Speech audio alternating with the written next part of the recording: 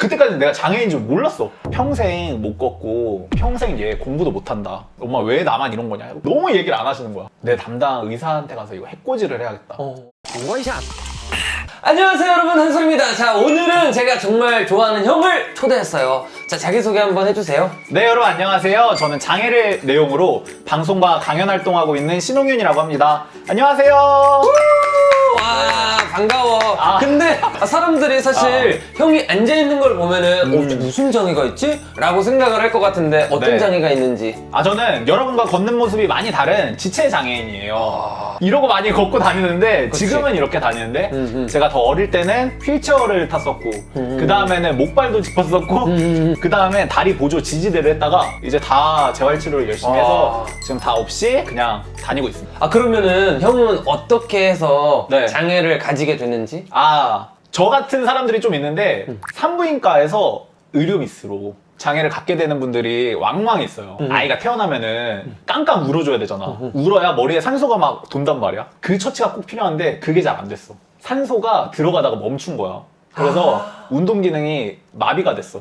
근데 난 좀 비하인드가 있다, 솔. 내가 생각보다 너무 큰 거야. 출생 시에 4.35였다? 누나를 먼저 출산을 자연분만을 해서 엄마는 자연분만을 저를 똑같이 그냥 하려고 했는데 내가 너무 큰 거야. 특히 머리가. 지금 슬픈 얘기인데 너 진짜. 아니야. 머리가 너무 커가지고 자연분만을 하려다가 머리가 끼었어. 그래가지고 나를 다시 밀어 넣은 거야. 급하게 이제 제왕절개를 해야 되는 거야. 태어났어. 내가 기진맥진한 거야. 그 처치를 잘 할 수가 없었던 거야. 그런 상황들이 그것까지 딱 완료가 됐어야 머리에 산소 공급이 돼서 뇌를 좀 움직일 수 있게끔 운동신경이 다치지 않게끔 했던 건데 그런 사고가 좀 태어날 때 있었지. 아, 난 어머니가 볼 때마다 홍윤이 형 머리 꼭 만져야 된다고. 왜 계속 그러시지? 근데 어머니한테도 아무튼 슬픈 사연이 있었네. 왜 슬퍼? 그 순간에는 어머니가 굉장히 힘드셨을 것 같아서. 근데 사실 그때는 힘든 게 아니었어요. 그때까지 내가 장애인인 줄 몰랐어. 언제 이 아이가 장애가 있다라는 걸 알게 된 거야? 돌이 됐는데 그때쯤에 애들이 뭐 일어서고 걷고 이렇게 해줘야 되잖아. 근데 나를 이렇게 세워놓으면은 계속 얘가 풀썩 그 자리에 주저앉더래. 근데 진단을 받은 게 뇌성마비라는 장애고 평생 못 걷고 평생 얘 공부도 못한다. 내가 이걸 어떻게 해야 되지? 왜냐면은 지금도 장애 인식이 막 좋지가 않은데 그때는 어땠겠냐. 키울 생각을 하니까 걷는 거는 그렇다 치는데 공부도 못할 거라고 이렇게 이게 진짜 안 되겠다 생각을 해서 엄마가 우리 집 바로 앞에 한강이 있잖아. 며칠 지나서 내가 맨날 업혀있던 포대기가 있다? 내가 어릴 때 맨날 집처럼 생각을 하던 건데 내가 너를 꽁꽁 싸매고 내가 같이 죽으려고 했던 포대기라 내가 거기에 너를 같이 묶어서 한강에 발까지 적셨다고 엄마가. 그래도 내가 다시 살아야겠다고 생각을 하신 거야? 그때 돌아가시기 직전에 생각 든 게 5살 많은 누나가 있고 1살 어린 남동생이 또 있잖아. 홍이는 내가 같이 떠난다고 치는데 남은 가족들은 그러면 모두 다 내 손길이 필요한 사람들이 엄마 입장에서 애 한 명 때문에 내가 죽을 순 없겠다 생각이 들어서 엄마가 그때 죽을 생각을 한 걸 가지고 이 각오로 애를 한번 키워보자. 죽을 각오로 죽을 게 아니라 죽을 각오로 한번 애를 키워보자. 1살이 막 된 건데 공부를 애가 시켜보지도 않았는데 얘를 어떻게 알겠냐. 공부를 얘가 할 수 있는 애인지 없는 애인지 해가지고 그때부터 진짜 막 나를 재활운동도 집에서 진짜 엄청나게 시키고 나만 진짜 지옥훈련처럼 재활훈련을 받고 있고 집에서조차 내 인생이 도저히 다른 친구들과는 다른 거야. 그때 확실히 내가 인지를 해서 엄마 왜 나만 이런 거냐. 너무 얘기를 안 하시는 거야. 너무너무 죽어도 그걸 어떻게 얘기를 하겠어. 이 전말을 그때 난 다 들었어. 너가 태어날 때 사고가 있었고 너가 태어나는 과정 자체가 쉽지가 않았다. 그러니까 만약에 산부인과가 지금 정도 고도화된 이런 거였으면은 내 사이즈를 보자마자 이거는 자연분만 할 수가 없다. 병원에서 이런 미스부터 다 있었던 거야. 그때 딱 듣고 내가 지금은 되게 밝고 명랑한 사람이잖아. 형은 에너지가 넘치고 밝지. 그때 그 얘기를 듣고 난 인생이 망했다고 생각을 했어. 난 이렇게 못나고 부족한 장애인이구나. 형도 그런 생각을 했구나. 했었어. 내 담당 의사한테 가서 이거 해코지를 해야겠다 라거나 못 살게 왜 내 인생 망쳤냐 좀 이렇게 따져 물을 수 있는 준비를 막 이렇게 했어. 근데 내가 장애인으로 인지하고 스스로 살아간 그 시간 내 장애가 많이 좋아졌어. 나라는 사람이 많이 바뀌게 되는 걸 느꼈어. 예를 들면은 뭐 이런 거야. 비장애인 애들은 등하굣길을 아무 그냥 생각 없이 그냥 친구들이랑 그냥 왔다 갔다 하는 그냥 길이었는데 나는 그 등하굣길이 매일매일 해야 되는 마라톤 코스 같았어. 이게 내 친구들은 아무 생각 없이 보내는 그냥 등하굣길 소풍길이 나한테는 엄청난 성취감을 준다.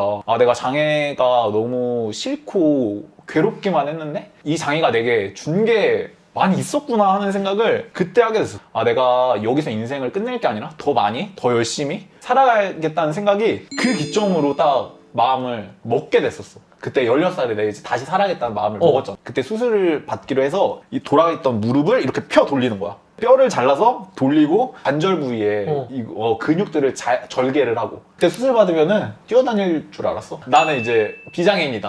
나 하는 생각으로 내 수술 베드가 들어가려고 하는데 엄마가 딱 들어가는 나를 손을 이렇게 잡는 거야. 미안해. 고생시켜서 내가 너무 미안해. 이렇게 고생시키게 한 게 미안한데 지금까지 잘했으니까 다 잘 될 거라고 할 수 있다고 엄마가 딱 그 얘기를 하는데 마음이 착 나도 가라앉는 거야. 그 전까지만 온갖 생각이 다 들다가 엄마의 그 한마디, 엄마 얼굴을 보고 들어가는데 그냥 그 생각이 다 없어졌어. 마취 받기 전에 이미 마취가 된 것 같아. 수술장에서 이제 10시간 있다 깼어. 깨니까 이제 내 다리가 쫙 펴져 있는 거야. 그때 처음 본 거야. 태어나서 처음으로 다리가 펴진 거를. 사실 그 감각을 내가 느낄 새도 많지 않았던 게 완전 석곡 풀깁스. 내 하반신을 전부 다 미라처럼 묶어다가 다리 사이에 강목을 둬.